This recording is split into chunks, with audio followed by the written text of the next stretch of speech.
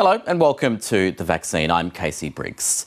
This week, renewed calls for a deeper investigation into the origins of SARS-CoV-2. Is the theory that the virus escaped from a lab gaining credibility? But we start in the state of Victoria, which has been plunged into another lockdown, the fourth for people living in Melbourne. So far, this outbreak has several dozen cases. 12 in a day is the maximum that we've seen so far. We can hope for the best, but it seems likely there'll be at least a few more cases to be found. Authorities are hoping any more cases that do emerge are among the 15,000 primary and secondary contacts that have already been found and quarantined, unable to infect anyone else. So far, they are all turning out to be linked. To this point, the containment strategy is working. And if there are cases in the community, well, that's where the lockdown comes in. This jump straight to some of the toughest restrictions means Victoria shouldn't be in any immediate threat of reliving this experience from last year. This scare looks like it's also prompted a surge in vaccinations in Victoria after things had been looking a little too flat. We do need to see if this trend sticks and if vaccine supplies keep up with the new appetite for vaccination. And it'll be interesting to see if the events in Victoria prompt more people in other states to get a jab too. There's nothing really here to see yet, but it hasn't really been long enough since the outbreak started for any change to be reflected in the data. Victorians have heeded the call, lining up in large numbers at testing centres. More than 40,000 people have been tested in the past 24 hours, and vaccination booking lines have been overwhelmed after the rollout was expanded, with people aged from 40 to 49 now able to get the Pfizer jab. Victorian authorities say they're not getting overconfident, warning more cases are likely to be found. You really never know what to expect. Of course, 4 is better than 10. It is not over yet. We could get 10 tomorrow, we could get 20 tomorrow. We absolutely have to recognise that there are thousands and thousands of close contacts still to go through their incubation period who could become symptomatic. Beijing has reacted angrily to renewed calls to investigate the origins of the deadly COVID-19 pandemic. Chinese authorities have dismissed the theory it may have leaked from a laboratory in Wuhan as a conspiracy.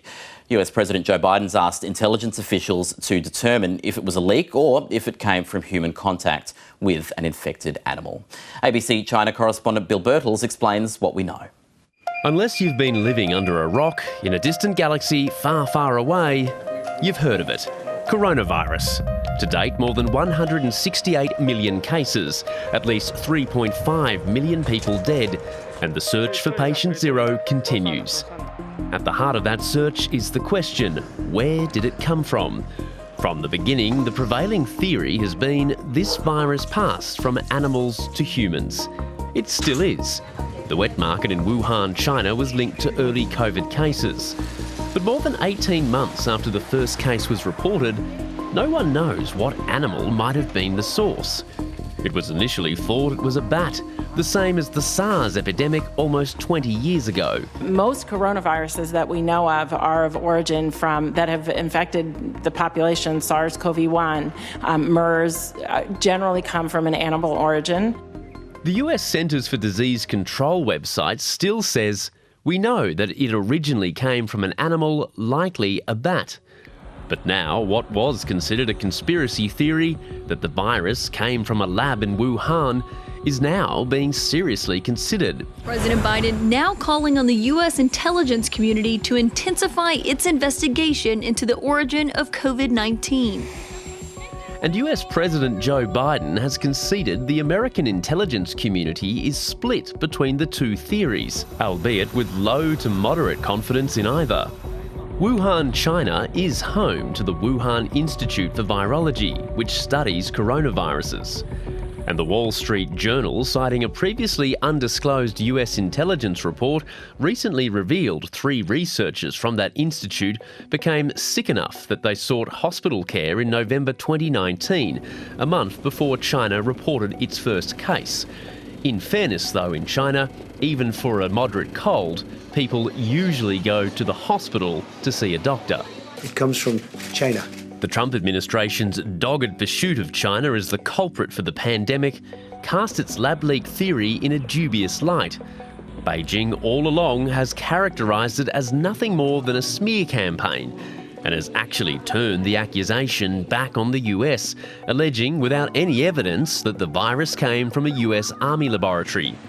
Most scientists still say an animal source is the most likely, including the team of international researchers who went to Wuhan and issued their report in March this year. But their access was limited by the Chinese authorities.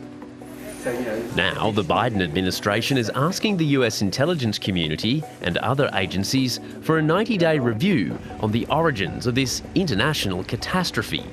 But experts point out the passage of time makes it more challenging to reach any conclusions. And as for the lab leak theory, like all theories, it's difficult to prove a negative, that the virus did not come from the Wuhan lab. But finding the source could be the key to preparing for future virus outbreaks and even preventing them. And so the search goes on. The ABC's China correspondent Bill Bertels went to Wuhan at the start of the COVID outbreak. Of course, before we knew this would become the greatest infectious disease outbreak in a century. Bill, thanks for joining us. Okay. So investigators went in. The predominant scientific theory was that this was most likely a human being infected by an animal in somewhere in the environment. Why exactly is it that the United States have returned to this? Why are we talking about it again? Well, it's kind of curious. Perhaps the first reason is we're still in a fairly initial phase of a new administration. So this idea that it may have leaked from a lab was strongly associated with members of the Trump administration. People like Mike Pompeo constantly talked about it. Perhaps with the Biden administration in, there are some within, say, the CIA or within the administration themselves who are keen to put it out publicly that, hey, look, this can't be fully discounted. And we saw ahead of, there's a WHO meeting about to commence, still looking, I believe, at the next steps. And we saw a Wall Street Journal article this past week saying that US intelligence found that 3 lab workers from the Wuhan Institute of Virology went to hospital with flu-like symptoms in November last year. That doesn't prove anything. Everybody in China goes to hospital, even if you've stubbed a toe, because GP clinics aren't common. But just the fact that, as the report said, it's very difficult to rule it out. And if the Chinese side deny it, because there's such a trust deficit with the Chinese government, people are never fully going to accept those denials. So I suppose this theory just keeps going round and round in circles. And indeed, we may never know either way because of exactly that reason. I feel a bit sorry for the researchers at the Wuhan Institute of Virology. If they're telling the truth, it appears there is a large proportion of people abroad who will never take their word for it. So if they are telling the truth, then in that case, it is, what the Chinese government is saying. It's a bit of a smear. One thing I would caution is about US intel access within China. I don't believe US intelligence within China would have a great deal of access. It's a pretty tough country to operate as a foreign spy. It's not very open. It's not very transparent. There aren't many Americans relative to the population in China. So I'm always cautious when you see these American intel reports being floated in the media. Just briefly, can you take us back to what it was like in early 2020 when you were on the ground in China? How was it getting information from authorities then? Well, in the very early stages, remember, a succession of doctors were coming out saying, we believe this is non-transmissible, it can be contained. So initially, the first few weeks, it was quite a bit of disinformation. In fairness, they probably didn't know, but subsequent reporting seems to suggest for a few weeks there, they were definitely downplaying it. After that, the information seemed to be pretty good, daily case numbers, etc., to the point where today, when we look at the numbers in China, they're very, very low. I'm convinced they're largely correct. But overseas, there will always be people who are sceptical. I was on the ground for the first 9 months of that pandemic. I believe those current numbers are correct. And finally, Bill, I'm really interested in what the people of China actually think about all of these theories that this is escape from a lab or something nefarious has happened. Do you know what the mood on the ground is? Well, if you do a straw poll of people in, say, Shanghai or Beijing, I don't know, maybe 50% of them would say, hey, you can't say for sure that the pandemic started in Wuhan, because the Chinese government very strongly through its state media pushes this idea that it may have come through frozen food packaging from abroad. And even though that's not proven in any way, if you constantly repeat it and you can't 100% rule it out, enough people start to believe it. So there's actually within China itself almost a parallel understanding of how the virus began. Bill Bertels, thank you so much for your time. Thanks, Casey. Well, let's turn now to Professor Dominic Dwyer. He was the Australian representative on the International World Health Organisation's investigations into the origins of the novel coronavirus. Professor Dwyer, thanks for joining us. You've been to the Wuhan Institute of Virology. Do you still think it's extremely unlikely the virus escaped from there? Look, I do think it's unlikely. I mean, we have many other viruses that clearly have gone from bats into animals into humans. The laboratory was certainly involved in bat research, but you've got to understand how laboratory leaks occur to try and put the evidence together. So yes, you can run into troubles by collecting a sample or handling a sample in the laboratory, but most laboratory leaks of an accidental nature occur when people are growing up large amounts of the virus for research purposes or vaccine studies and so on. And at least the virus most closely related to SARS-CoV-2 actually has never been cultured. It's one of those viruses that's hard to grow. So I think that the WHO team always left the lab leak on the table. It's just that you need evidence of some type to take it further. You've got to be driven by the evidence. It may have been, Professor Dwyer, something we can't rule out for the time being, but, has anything actually changed this week? Do we have any more evidence at the moment that there potentially was a leak?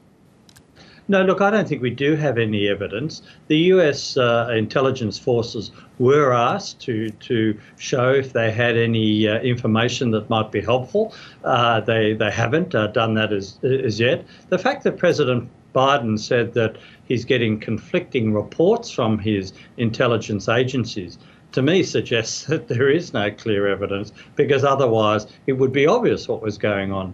I think also the difficulty of getting this evidence can't be underestimated. It's not easy to get. And so I think we just need to see the evidence. If we've got it, let's act on it, but show us the money. Do you fear that there's any, chance that evidence is being concealed here? Did you get the access that you needed to investigate all possible theories when you were on the ground in China, like a lab escape? Well, look, I think the evidence we got and the questions we asked and the answers we got are really what I would expect if I was doing the same sort of investigation in Australia or New Zealand or somewhere similar. So I think that they were pretty open with what they gave. Now, of course, whether they hid things, well, by definition, we wouldn't know. But the responses they gave and the data they did give was pretty consistent with a normal outbreak investigation. I think one of the difficulties is that nobody knew what was going on at the time, and the sorts of work you would do to try and figure things out right at the beginning is actually very difficult when you're in the midst of thousands of cases presenting to hospital. So the US President Joe Biden said his intelligence agencies, as you've mentioned, have put forward conflicting ideas. No one has any particular confidence in any theory, it sounds like. Do you think we're ever likely to get any more clarity, or is this whole investigation process in the United States likely to end up turning up what we know at the moment, which is very little?